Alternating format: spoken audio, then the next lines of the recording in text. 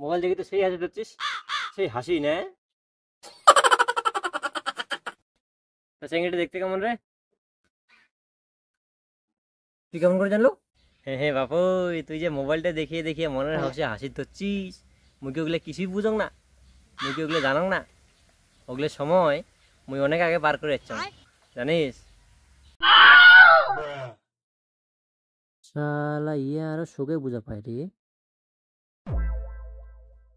ওই মোর কিবার হচ্ছে রে? মুই মোর এখন সব কিছুতে বদলার পাবার না শোনা। কত ক কেমন করে বদলাম?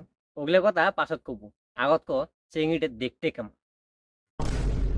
চেঙ্গিটা তো চেঙ্গিটা দেখতে না অনেক সুন্দর। ওর চোখগুলি একেবারে হরিণের চোখের মতন, ওর নাকখান একেবারে টিয়ে পাখির মতন, তুই হাসলে না একেবারে মুক্তে।